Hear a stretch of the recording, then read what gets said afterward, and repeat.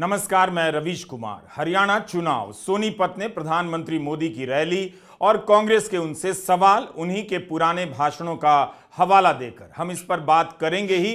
लेकिन एक सवाल है, उसका भी संबंध हरियाणा चुनाव से है। हरियाणा में नायब सिंह सैनी की सरकार ने अनुसूचित जाति के आरक्षण में उपवर्गीकरण को कैबिनेट में मंजूरी दी। इस पर चुप्पी क्यों है? क्या लोग सुविधा के हिसाब से इस मुद्दे को भूल रहे हैं? प्रधानमंत्री मोदी की रैली रिपोर्ट से पहले थोड़ी भूमिका जरूरी होती है। आरक्षण के मुद्दे के अलावा कृषि कानूनों का भी मुद्दा है।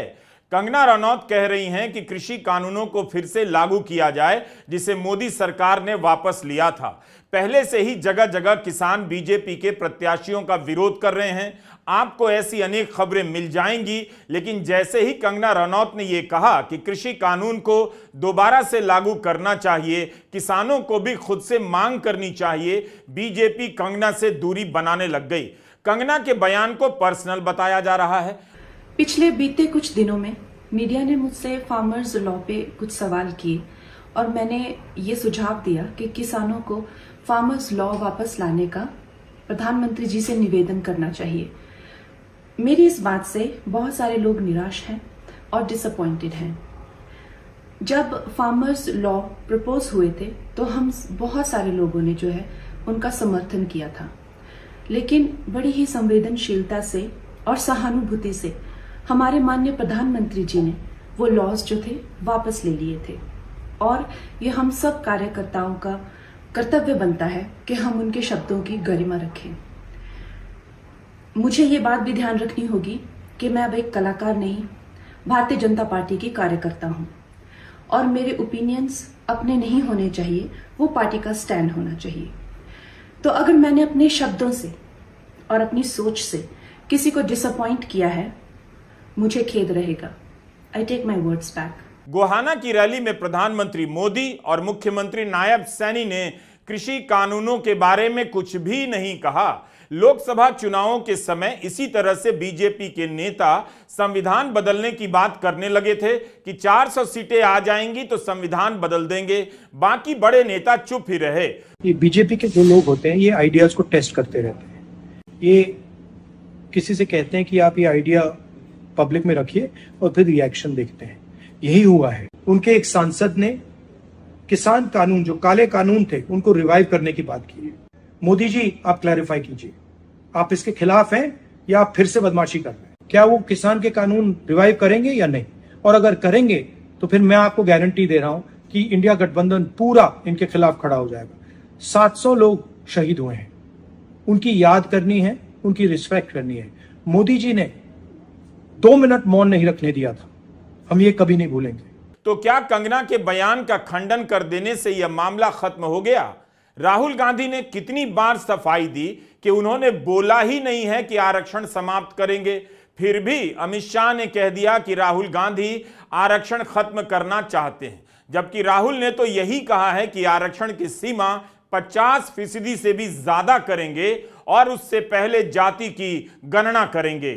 अगस्त महीने की इन खबरों को याद कीजिए। हरियाणा सरकार से जुड़ी ये खबरें कह रही हैं कि सैनी कैबिनेट ने उपवर्गीकरण का प्रस्ताव मंजूर कर लिया। अनुसूचित जाति के आरक्षण में 10% आरक्षण अनुसूचित जाति के सबसे गरीब तबके को दिया जाएगा। सुप्रीम कोर्ट ने अनुसूचित जाति के आरक्षण में उपवर्गीकरण का फैसला दिया तो भारत बंद किया गया। बहुत बड़ा विरोध हुआ। दलित संगठनों के अलावा बहुजन समाज पार्टी भी इसमें शामिल हुई। मायावती ने उपवर्गीकरण का विरोध किया, लेकिन मोदी सरकार के कैबिनेट मंत्री जीतन राम मांझी आज भी उपवर्गीकरण का खुलकर समर्थन करते हैं, बयान देते हैं। लेकिन नायब सैनी ने तो मंजूरी का ही ऐलान कर दिया था, तो ये मुद्दा कहां गायब है? आज मंत्रिमंडल के समक्ष जो अभी पिछले दिनों माननीय सर्वोच्च न्यायालय द्वारा नौकरियों में अनुसूचित जाति के कोटे में वर्गीकरण के संबंध में हरियाणा अनुसूचित जाति आयोग की जो रिपोर्ट थी वो आज रखी गई। उस रिपोर्ट को कैबिनेट ने स्वीकार कर लिया और स्वीकार किया है क्योंकि चुनाव आचार संहिता लगी हुई है।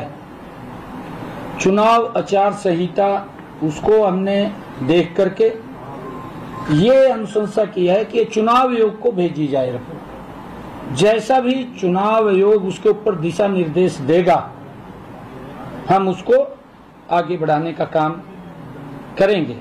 क्या सैनी सरकार ने कैबिनेट का मंजूर किया हुआ प्रस्ताव चुनाव आयोग को भेजा है या वापस ले लिया, और इस पर चुनाव आयोग ने क्या कहा, इसकी जानकारी नायब सैनी को देनी चाहिए और उनसे इंटरव्यू में पूछा जाना चाहिए। और नायब सैनी ने प्रधानमंत्री मोदी से पहले बोलते हुए सोनीपत की गोहाना की रैली में उपवर्गीकरण की मंजूरी का जिक्र भी नहीं किया। क्यों नहीं किया? क्या वे भी अपना इतना बड़ा फैसला भूल चुके हैं? भारत बंद का समर्थन करने वाले भी भूल गए क्या? हरियाणा में इस बार दो बहुजन दल गठबंधन के साथ चुनावी मैदान में हैं। बहुजन समाज पार्टी का इंडियन नेशनल लोकदल इनेलो से समझौता है और आजाद समाज पार्टी का इनेलो से ही टूटकर बने जेजेपी से गठबंधन है। 8 अक्टूबर के नतीजे बताएंगे कि इन दोनों गठबंधनों का फायदा किसे हुआ, गठबंधन को मिला या बीजेपी को या कांग्रेस को। बहुजन दलों की मजबूत स्थिति के बाद भी हरियाणा में अनुसूचित जाति के उपवर्गीकरण का मुद्दा अखबारों की रिपोर्टिंग से गायब नजर आता है। क्या दोनों गठबंधन इस बात को लेकर बीजेपी पर निशाना साध रहे हैं कि हरियाणा ने उपवर्गीकरण की रिपोर्ट मंजूर कर आरक्षण को समाप्त करने का काम किया है? क्या किसी को भी याद नहीं कि हरियाणा में अनुसूचित जाति में उपवर्गीकरण के प्रस्ताव को बीजेपी सरकार की कैबिनेट ने मंजूरी दी है? लगता है गृह मंत्री अमित शाह नायब सिंह सैनी की सरकार के इस फैसले को भूल गए हैं।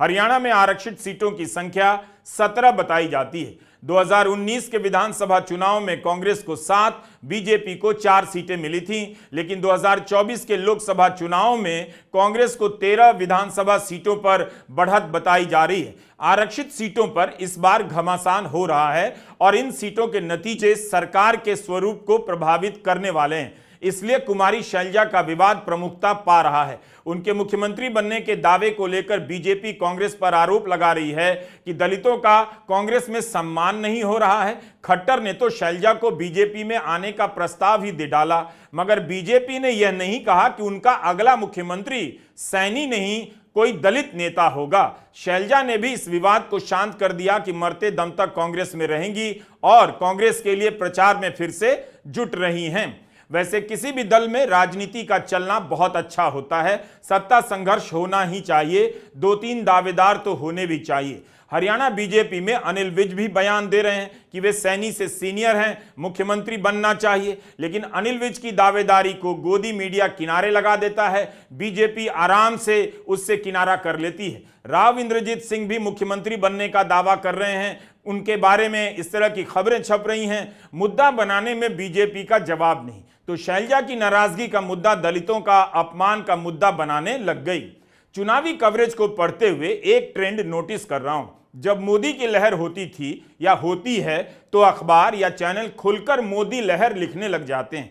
लहरों का विश्लेषण होता था और होता है, लेकिन जब मीडिया को बीजेपी के खिलाफ लहर दिखाई देती है तो वह चुप्पी साध जाता है। तब चुपके से लिखता है इस बार कोई लहर नहीं है। इसकी जगह अखबारों की रिपोर्टिंग में चुनावी घमासान, कांटों की टक्कर जैसी उपमाएं जगह लेने लग जाती हैं। 2024 के चुनाव में यही चालाकी की गई।